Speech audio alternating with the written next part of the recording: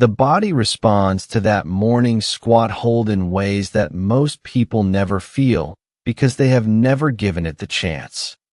When you sit at the bottom of a deep squat, you are not just stretching your hips. You are compressing the entire contents of your lower abdomen, the colon, the bladder, the pelvic floor. And you are telling your nervous system that it is safe to let go of tension that has been accumulating for hours. The hips are the largest storehouse of unresolved physical tension in the human body. They hold the memory of every fall, every long sit, every moment of bracing against stress that you never released. And the deep squat is the key that unlocks that vault. It forces the psoas, that deep hip flexor muscle that attaches from your lower spine all the way down to your femur, to lengthen for the first time in maybe 12 hours. The psoas is sometimes called the muscle of the soul, not because of anything mystical, but because it is directly connected to your diaphragm, to your breath, to your fight or flight response.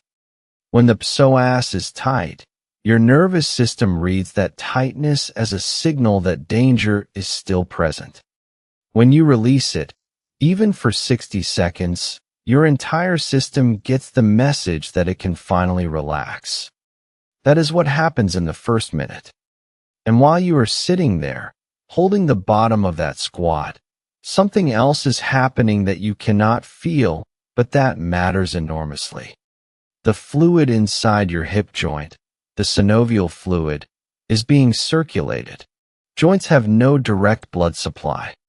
They are nourished entirely by movement, by the compression and release that squeezes fresh fluid in and pushes waste fluid out.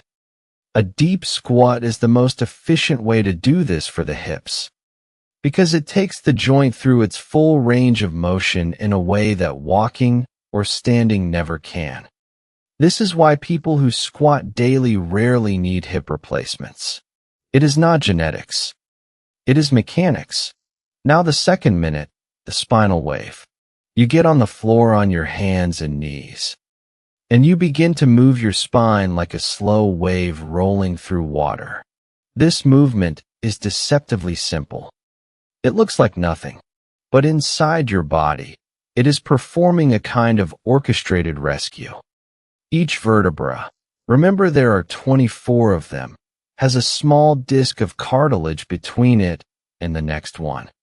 Those discs are like jelly donuts. They have a tough outer layer and a soft gel-like center. And they have no direct blood supply. The only way they get nutrition is through movement, through the pumping action of flexion and extension. When you drop your belly and lift your head in the cow pose, the front of each disc compresses and the back opens, drawing in fluid. When you round your back and tuck your chin in the cat pose, the back compresses and the front opens, pushing waste out. Every slow repetition is a breath for your spine. And here is what the research shows. A 2015 study from the University of Palermo measured the effects of 12 weeks of daily cat-cow movements in adults with chronic lower back pain.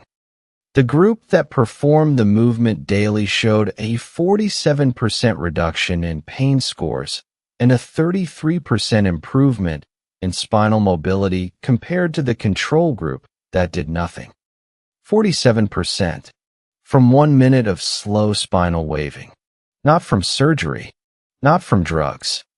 From movement that costs nothing and takes almost no time. The third minute, the hang. This is the one that surprises people the most because it seems too simple to matter. You grab a bar with both hands and you let your body weight hang. That is the entire exercise. But what happens inside that body while you hang is a cascade of mechanical and neurological events that no other movement can replicate. First, the spine decompresses. All night while you slept, your discs absorbed water and expanded. That is why you are taller in the morning. But when you stand up, gravity immediately begins compressing those discs again. Hanging reverses that compression instantly. It creates a negative pressure inside the spinal column that pulls the discs back into their optimal spacing. It takes pressure off the nerve roots that can get pinched between vertebrae. It opens the spaces between the facet joints. Second, the shoulders. The shoulder joint is a shallow ball and socket, the most mobile joint in the body and therefore the most unstable. Modern life trains the shoulders to roll forward, to hunch, to close. Hanging forces them to open, to externally rotate, to return to their natural position. Dr. John Kirsch, the orthopedic surgeon I mentioned earlier, documented hundreds of cases where patients with rotator cuff tears, with shoulder impingement, with frozen shoulder, recovered fully after months of daily hanging. He argued that most shoulder problems are not structural failures, but adaptation to disuse. The shoulder is designed to bear weight. When it stops bearing weight, it atrophies. Hanging restores that load, and the shoulder responds by rebuilding itself. And third, the grip. The muscles of the hand and forearm are some of the most densely innervated in the body. They have more nerve endings per square centimeter than almost any other area. When you grip a bar and hold your body weight, you are not just building strength. You are activating the entire neuromuscular chain from your fingertips through your forearm, your upper arm, your shoulder, your latissimus dorsi, all the way down to your core. The grip is the beginning of a chain that holds your entire body together. A weak grip means a weak chain, and a weak chain breaks under the smallest load. That is why the Lancet study found that grip strength predicted mortality better than blood pressure. It is not the hand that matters. It is everything the hand is connected to. 3 minutes. Squat, wave, hang. That is the entire protocol. But there is something deeper here that I need to tell you. Something that the data does not capture. Something that only becomes clear when you have been doing this for months and you realize that the physical changes are only the surface. The real change is happening in your relationship with your own body. Most people live their entire lives inside a body that they treat like a vehicle, a machine that carries their head from place to place. They never listen to it. They never feel the subtle signals it sends. They never notice when a joint is stiff, when a muscle is tight, when a nerve is firing a warning. And then one day, the signal becomes too loud to ignore. It becomes pain, and by then, the damage has been accumulating for years. 3 minutes a morning changes that relationship.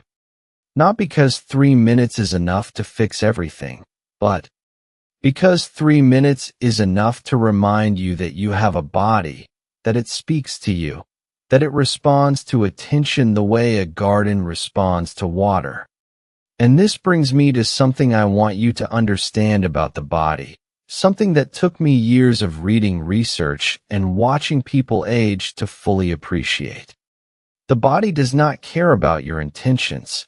It does not care about your plans for next year, your New Year's resolutions, your promise to start exercising next Monday. The body only responds to what you actually do, and it responds in real time. Every squat, every spinal wave, every hang sends a signal through your nervous system that says, this movement matters. Preserve the ability to do it. And every day you skip sends the opposite signal. This movement is no longer needed. Let the tissue atrophy. Let the joint stiffen.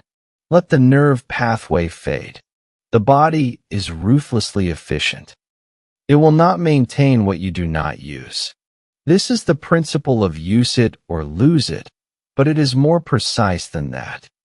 Your body does not just lose what you stop using. It actively dismantles it.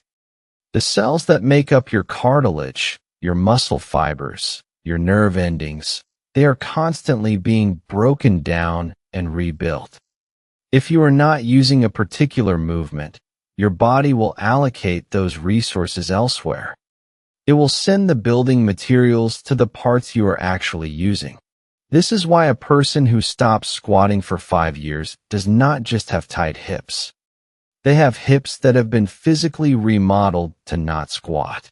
The bone density in the acetabulum changes. The cartilage thins in the areas that no longer experience compression. The muscle fibers shorten and weaken. The nerve pathways become less efficient at firing the pattern. It is not a stretch that needs to be undone. It is a structural adaptation that took years to build, and it will take months of consistent work to reverse. But here is the good news. It can be reversed. The body is also ruthlessly adaptive in the other direction. Start squatting again, even for 1 minute a day, and within weeks, the cartilage begins to thicken again. The bone density begins to increase. The nerve pathways begin to strengthen. The muscle fibers begin to lengthen and grow. This is called mechanotransduction, the process by which cells sense mechanical load and convert it into biochemical signals that change the structure of the tissue. It is happening right now, inside your body, as you read these words. Every time you move, every time you load a joint, every time you contract a muscle, you are sending signals to your cells saying, "This is important. Maintain this. Strengthen this." And the cells obey. They have no choice. They are mechanical beings. They respond to force the way a plant responds to sunlight. This is why the 3 minutes work. Not because of any magic in the specific movements, but because those movements deliver mechanical load to the exact tissues that modern life neglects. The deep squat loads the hips in flexion, the position they evolved for but rarely experience. The spinal wave loads the discs through their full range of motion, cycling them through compression and decompression. The hang loads the shoulders in traction and the grip in tension, two forces that almost disappear from modern life. 3 minutes of mechanical load that your cells interpret as a command. Maintain this. Do not let it atrophy. And they obey. Now I want to tell you about a study that I think captures this principle better than any other. It was conducted by a researcher named Maria Fiatarone at the Hebrew Rehabilitation Center for Aged in Boston in 1990. She took a group of nursing home residents. The average age was 90 years old. Some of them were 96, 97, and she put them on a strength training program. Not walking, not stretching, heavy resistance training, 80% of their maximum capacity, 3 times a week. In 8 weeks, these 90-year-olds increased their muscle strength by an average of 174%. Some of them doubled their walking speed. Some of them were able to stand up from a chair without using their hands for the first time in years. The tissue responded. At 90 years old, the tissue responded. Because the body does not care how old you are. It only cares what you ask it to do. And if you ask it to get stronger, even at 90, it will try. That is the kind of machine you are living inside. And 3 minutes a morning is a very small ask. So let me be completely clear about what these 3 minutes are and what they are not. They are not a replacement for exercise. They are not going to build muscle, burn significant calories, or improve your cardiovascular fitness. If you do nothing else all day except these 3 minutes, you will still be sedentary, and your body will still suffer the consequences of sitting for 8 hours. These 3 minutes are a foundation. They are the minimum viable dose of maintenance that keeps your body from falling apart while you figure out the rest of your life. Think of them as brushing your teeth. Brushing your teeth does not make you healthy. It does not cure disease. It does not build fitness. But if you stop brushing your teeth, everything else falls apart. Your gums recede, your teeth decay, your breath becomes offensive, and eventually you lose teeth that you will never get back. 3 minutes of squatting, spinal waving, and hanging is the same thing for your musculoskeletal system. It is the non-negotiable minimum that prevents the slow decay that most people mistake for aging. Because here is the uncomfortable truth that the fitness industry does not want you to hear. Most of what we call aging is not aging. It is disuse. The stiffness, the weakness, the loss of balance, the inability to get off the floor, the back pain that comes from nothing, the shoulders that can no longer reach overhead, the hips that click and pop and ache. These are not inevitable consequences of passing time. They are the predictable results of specific movements not being performed for specific periods of time. A 2019 study from the University of Jyväskylä in Finland followed 75-year-old twins for 10 years. One twin was physically active, the other was sedentary. The active twins had 30% more muscle mass, 40% better mobility scores, and significantly better cognitive function than their sedentary siblings. Same genetics, same age, different movement habits. The difference was not aging. The difference was use. And this is where the 3 minutes become something more than a routine. They become a declaration.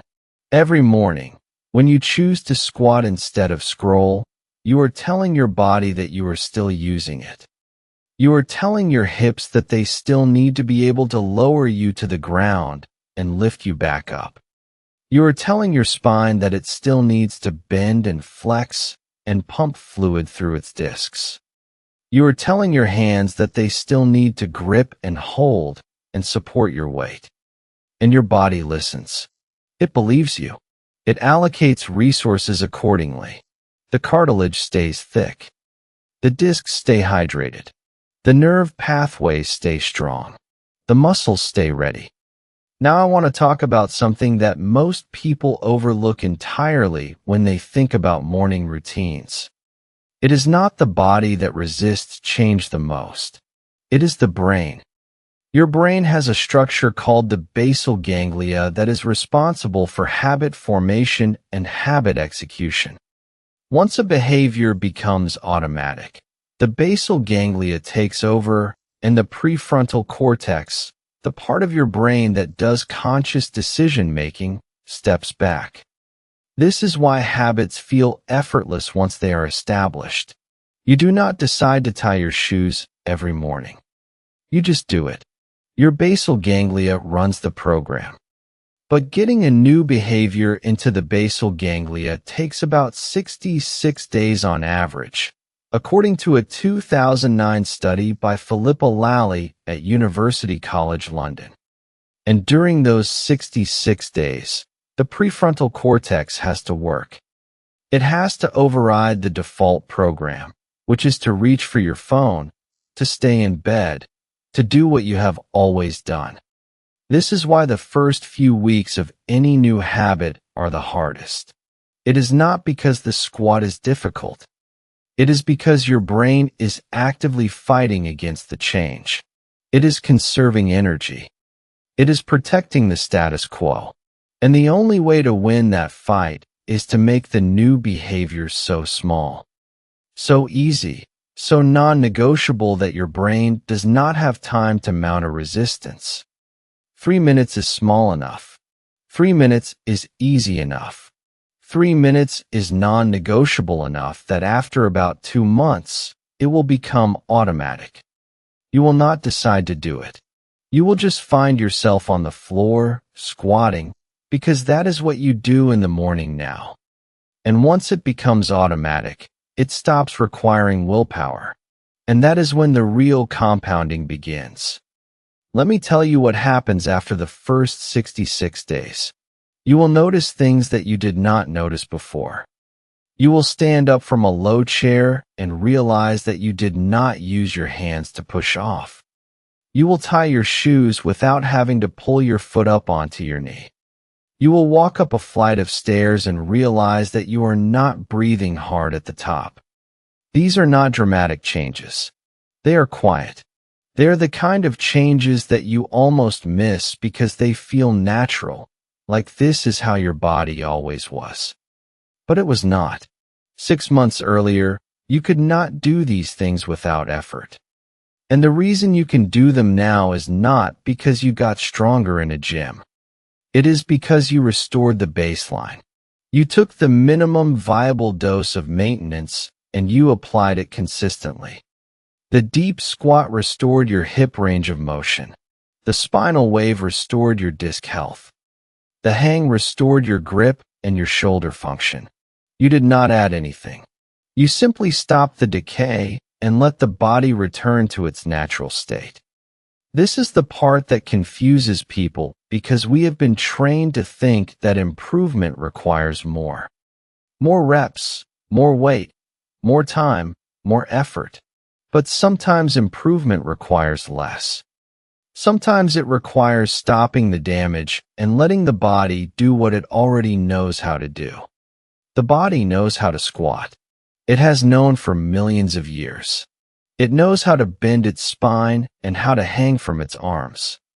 These are not skills you need to learn. They are skills you need to remember. And remembering takes only 3 minutes a day. I want to give you one final piece of context that I think will help you understand why this matters more than you might think. In 2023, the World Health Organization updated its physical activity guidelines. The recommendation for adults over 65 is now 150 minutes of moderate intensity activity per week, plus muscle strengthening activities twice a week, plus balance training 3 times a week. That is a lot.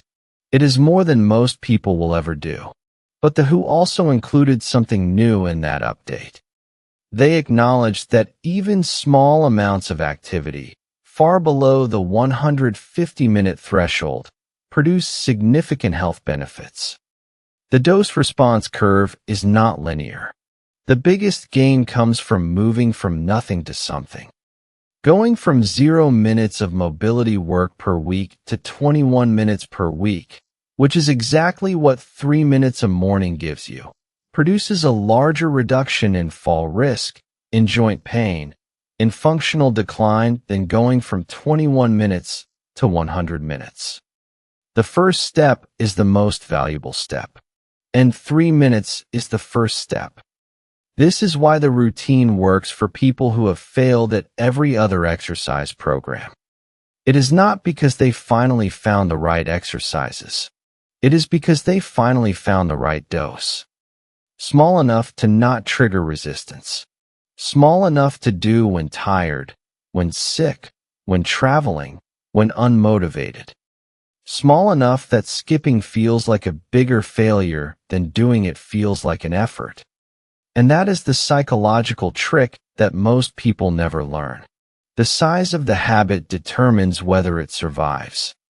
A 60-minute workout will die the first time life gets complicated. A 3-minute routine will survive a hurricane. Because you can do it in the dark. You can do it in a hotel bathroom. You can do it with a fever.